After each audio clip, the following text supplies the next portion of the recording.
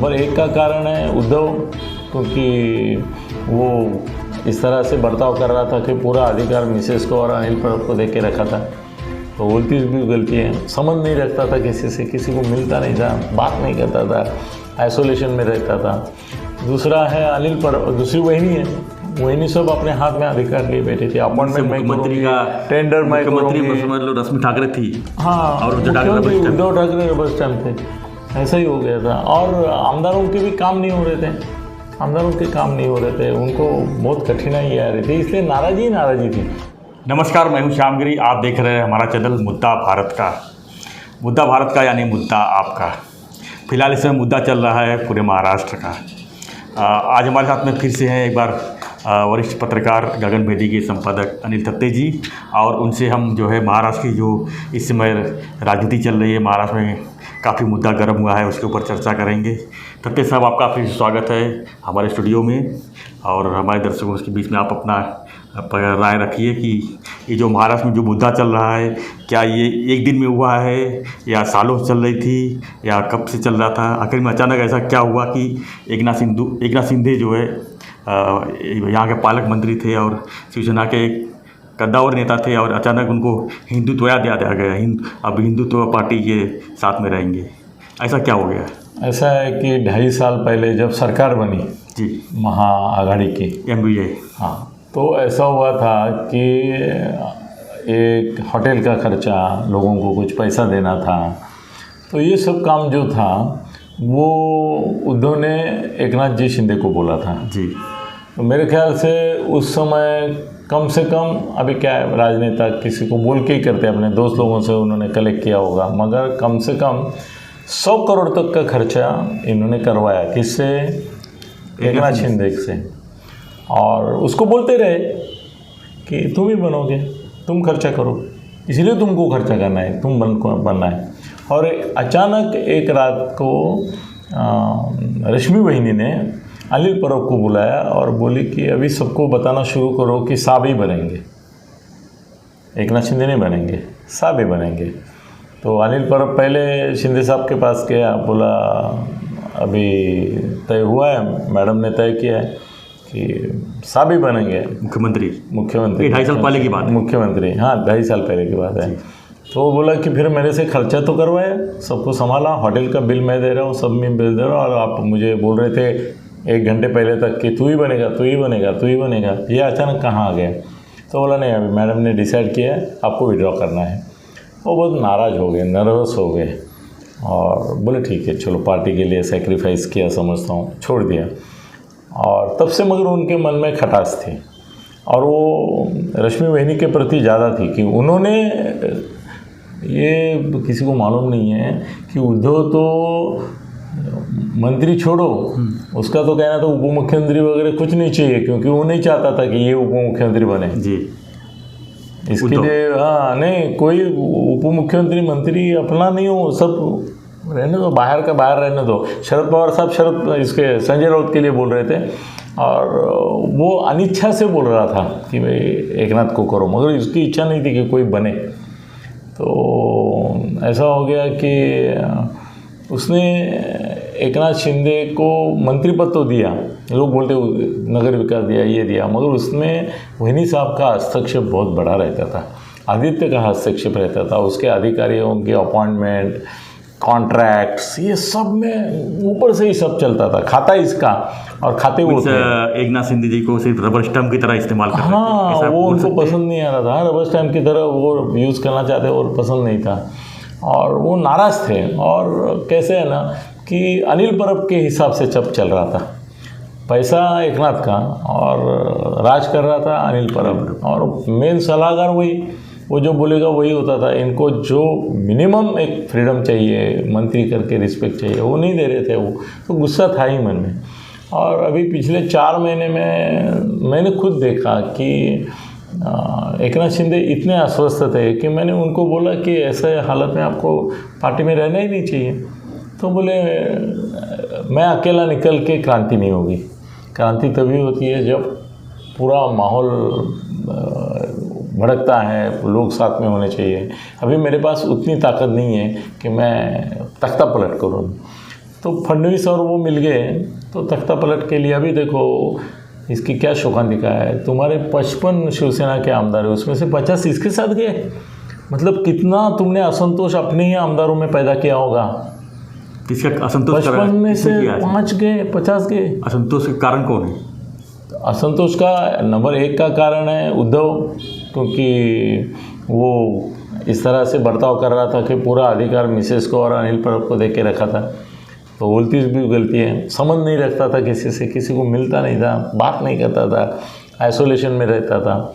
दूसरा है अनिल परब, दूसरी वही है, वही सब अपने हाथ में अधिकार लिए बैठे थे। अपॉइंटमेंट मुख्यमंत्री का टेंडर में समझ लो रश्मि ठाकरे थी। हाँ, और उद्धव ठाकरे रबर स्टैम्प थे, ऐसा ही हो गया था। और आमदारों के भी काम नहीं हो रहे थे, आमदारों के काम नहीं हो रहे थे, उनको बहुत कठिनाई आ रही थी, इसलिए नाराज़ी थी। असल में ये तो उनको ऐसा कोई एक लीडर नहीं मिला कि जो फडणवीस से टाई अप करेगा और सत्ता पलट के लिए 50 लोग कले 40 लोग कम से कम। इतना सब करने में 2.5 साल क्यों निकल गए? 2.5 साल निकल गए क्योंकि इनिशियल स्टेज में कैसा है ना कि ये कोई चीज़ जो है वो पकने के बाद ही, हमारे मराठी में बोलते हैं गळू पकल्याशिवाय फुटत नहीं, ऐसे वो 2.5 साल लगे।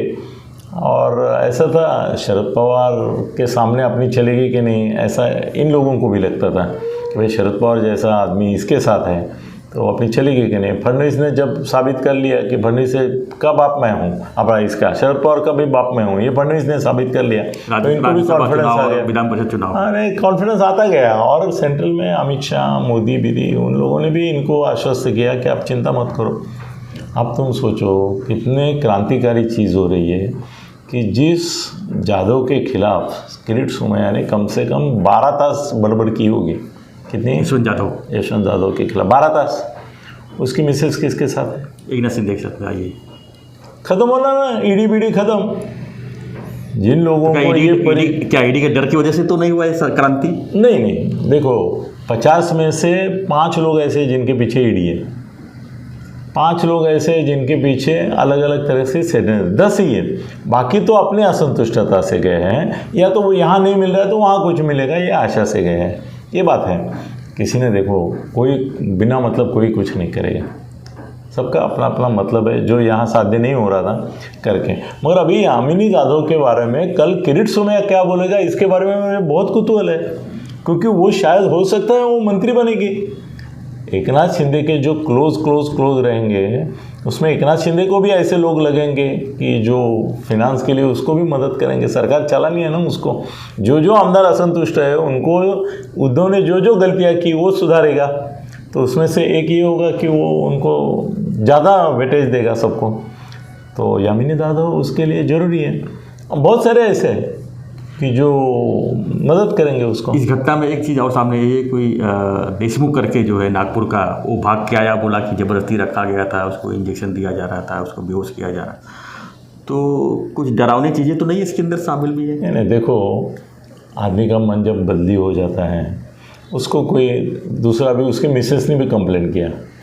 ये चित्र देखो कि ये ऐसा हुआ कि वो बहकावा में गया उधर, मगर बाद में वहाँ जाने के बाद उसको शायद लगा होगा कि 50 लोग ऑलरेडी मेरे साथ था, उसको पहले लगा होगा कि मोनोपोली जो 17 लोग हैं जो उसके साथ गाड़ी में गए यहाँ से सूरत, उसमें मैं हूँ तो मेरे को अच्छा खासा ये मिलेगा, महत्व, बेनिफिट्स। हाँ बेनिफिट मिलेगा, महत्व मिलेगा। जब देखा 50 लोग आ गए तो इसमें मेरे को क्या मिलेगा, अभी मैं इतना इम्पोर्टेंट तो हूँ नहीं।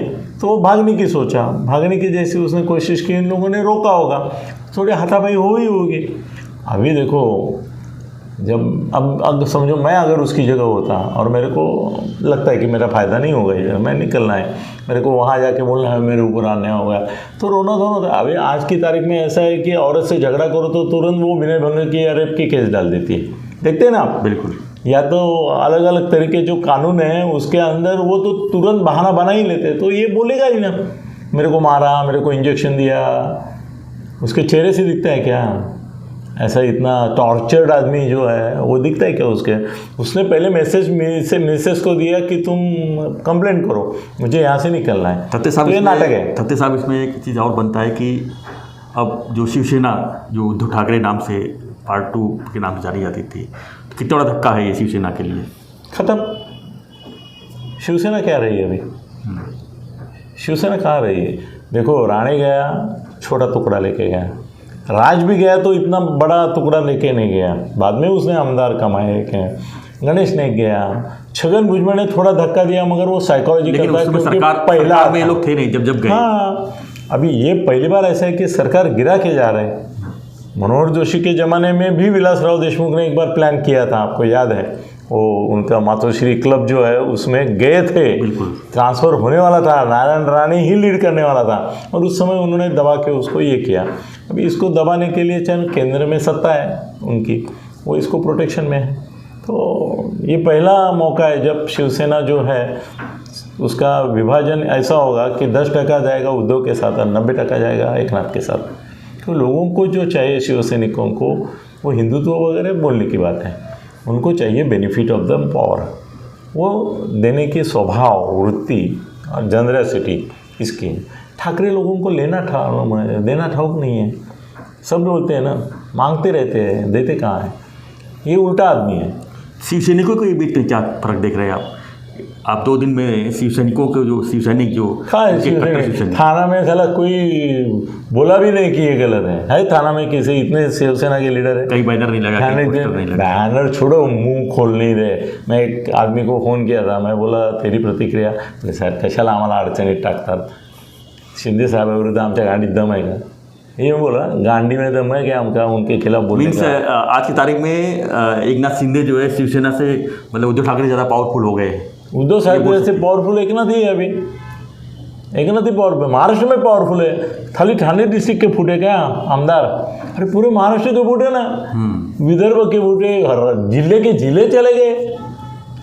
इसका मतलब इतना असंतोष उद्धव के बारे में था, उसको खाली एक ये मौका था। और शरद पवार ने बोल दिया ये सरकार हमारी है नहीं, शिवसेना का विषय है। तो एक तरह से उसने बोल दिया कि भाई मैं विरोध में नहीं हूँ। कल उसकी भी ये आती है सत्ता, बीजेपी फडणवीस और इसकी, तो पवार साहब बोलेंगे ठीक है हमारा तुमसे कोई झगड़ा नहीं, तुम सरकार चलाओ, हम अपोजिशन में बैठेंगे आराम से। कांग्रेस वालों को डर है कि उनके 10 लोग ऑलरेडी आज शाम को गोवा जा रहे हैं, वो भी शामिल हो जाएंगे, वो बीजेपी में जाएंगे रिजाइन करके। मतलब अभी उनका भी भविष्य कांग्रेस का जो है वो इसके साथ साथ डेंजर में आ गया।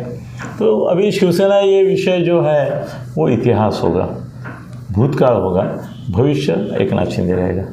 तो इसका असर अभी आने वाले लोकल चुनाव में भी पड़ेगा। खत्म पूरे डिस्ट्रिक्ट की जो देखो, गणेश नाइक गया बीजेपी में तो राष्ट्रवादी वाली महापालिका क्या हो गई, बीजेपी हो गई।